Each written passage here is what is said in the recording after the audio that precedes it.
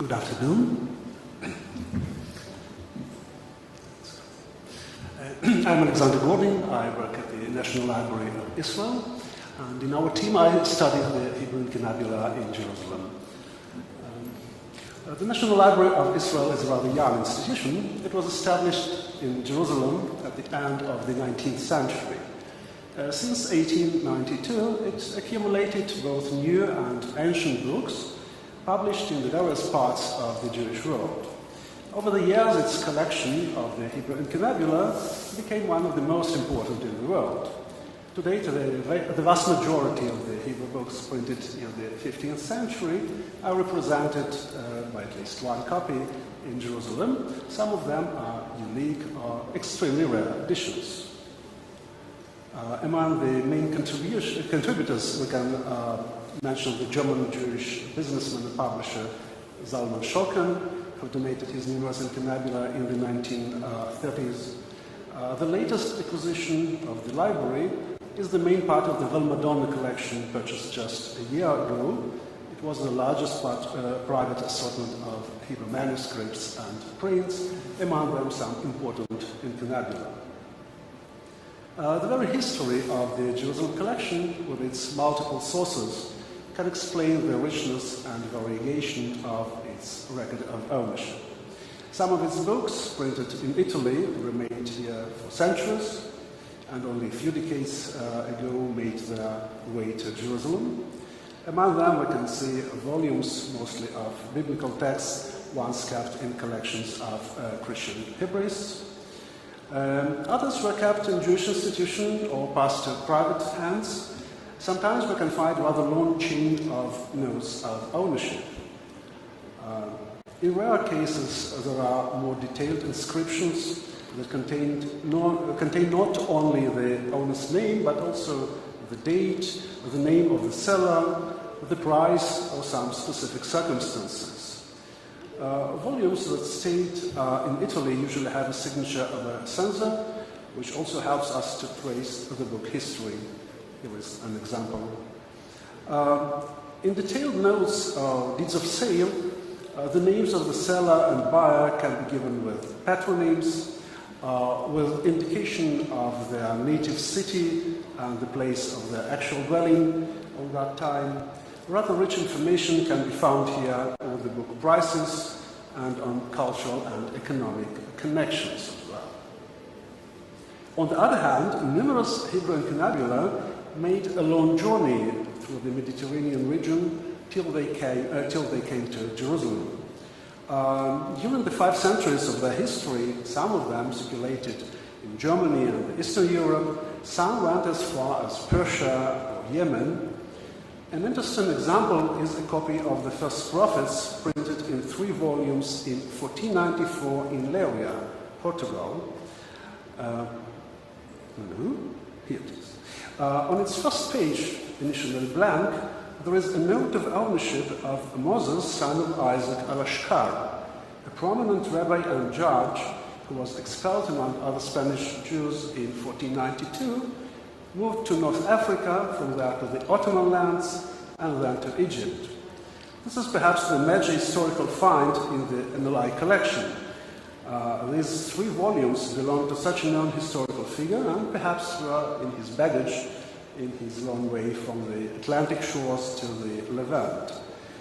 But then their journey was even more distant.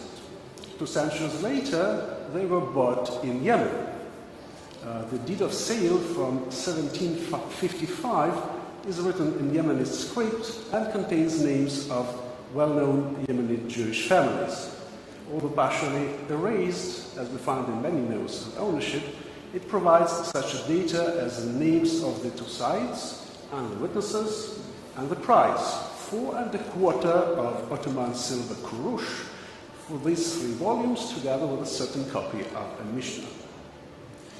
A rather regular practice was indication of dates of birth and death in the owner's family, usually on last blank pages. An example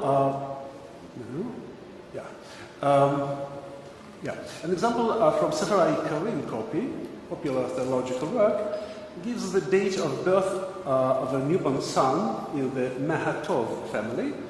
And here we encounter another prominent figure.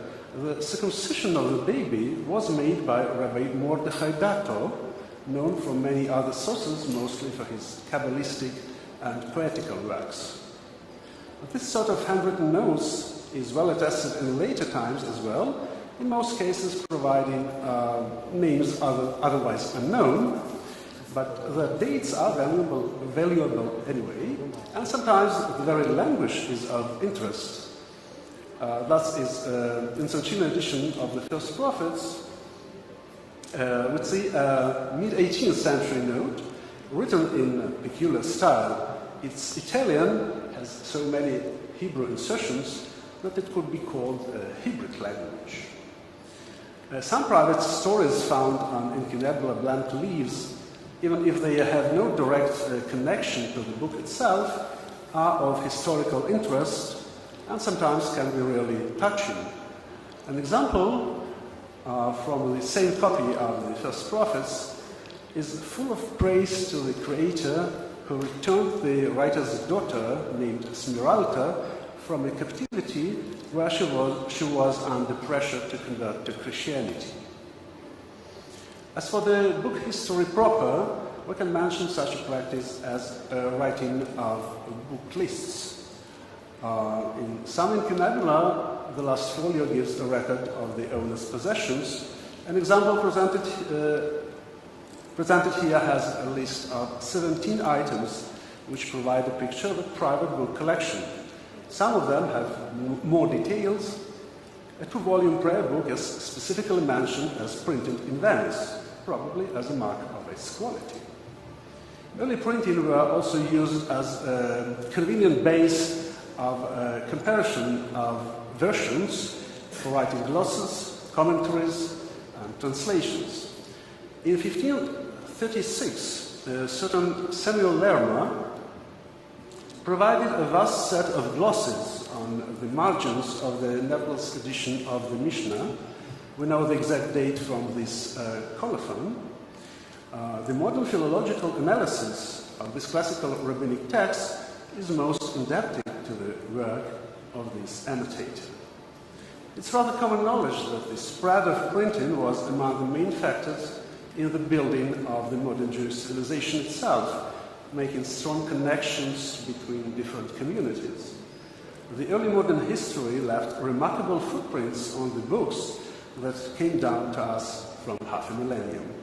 It was a great pleasure and privilege to investigate them with a team of 15th century book trade. Thank you very much.